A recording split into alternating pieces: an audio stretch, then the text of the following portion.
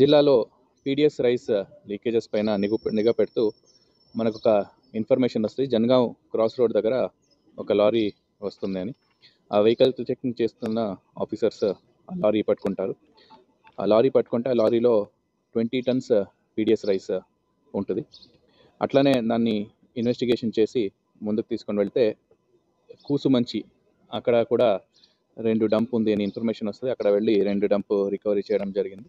దాంట్లో 10 turns PDS rice recovery అయింది.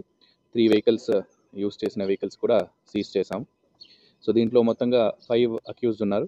ఒక అక్యూజ్డ్ అబ్స్కాండింగ్లో ఉన్నాడు. అతను కూడా తొందరగా పట్టుకుంటాం. సో పీడిఎస్ రైస్ లీకేజెస్ పైన చాలా సీరియస్గా చూస్తున్నాము. సివిల్ సప్లైస్ డిపార్ట్మెంట్ కూడా కంప్లీట్ కోఆపరేషన్ ఇస్తున్నాము. జిల్లాలో ఎక్కడ కూడా పీడిఎస్ రైస్ ఎక్కడన్నా డైవర్షన్ అయితే డెఫినెట్లీ వాళ్ళపైన కఠిన చర్యలు ఉంటుంది.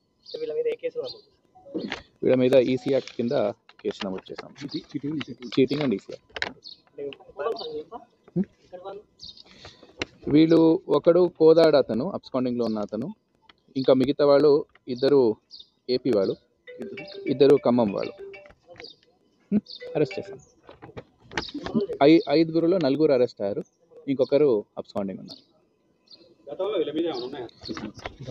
లేదు, గతంలో లేవు. ఉంది, అంటే రిపీటెడ్ అఫెన్స్ ఉంటే పీడియాక్ కూడా పెడతాం. గతంలో లేదు.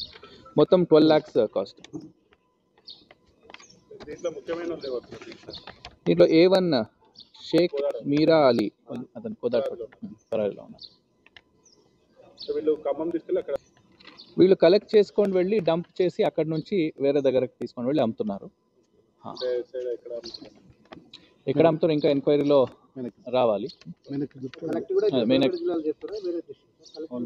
డిస్ట్రిక్ట్స్ లో చేస్తున్నారు. మన జిల్లాలో చేసిన దాన్ని బట్టి మనం ఇన్ఫర్మేషన్ వచ్చింది, దాన్ని బట్టి మనం పట్టుకున్నాం.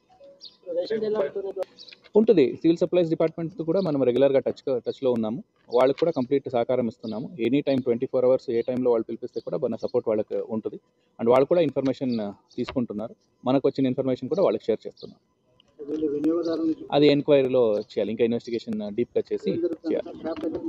వీళ్ళని ట్రాన్స్పోర్టర్స్ లాగా ఉన్నారు. మెయిల్ వాళ్ళు వస్తే మనకు మొత్తం ఎగ్జాక్ట్గా ఎట్లా ఆర్గనైజ్గా అనిపిస్తుందో దాని బట్టి డీటెయిల్స్ వస్తుంది. చేద్దాం ఎంక్వైరీ చేసి. కేసులో మనకి ఏం వస్తే అన్ని మొత్తం బయట తీస్తాము. హౌవర్ అక్కడ కూడా అంటే కొన్ని డిపార్ట్మెంట్ సివిల్ సప్లైస్ డిపార్ట్మెంట్ వాళ్ళు కూడా ఏం యాక్షన్ తీసుకోవాలి, వాళ్ళకి కూడా మనం ఇది ఇంటిమేట్ చేస్తాము. సో వాళ్ళు కూడా వాళ్ళ యాక్షన్ తీసుకుంటారు. రేషన్ డీలర్స్ పైన మీరు అంటున్నారు కదా. హైదరాబాద్ డెస్టినేషన్ ఇంకా అది ఇన్వెస్టిగేషన్ రాలేదు. మెయిన్ అక్యూజ్డ్ దొరికితే ఇవన్నీ డీటెయిల్స్ బయట వస్తుంది. ఎక్కడ అమ్ముతున్నారు ఇవన్నీ వస్తుంది.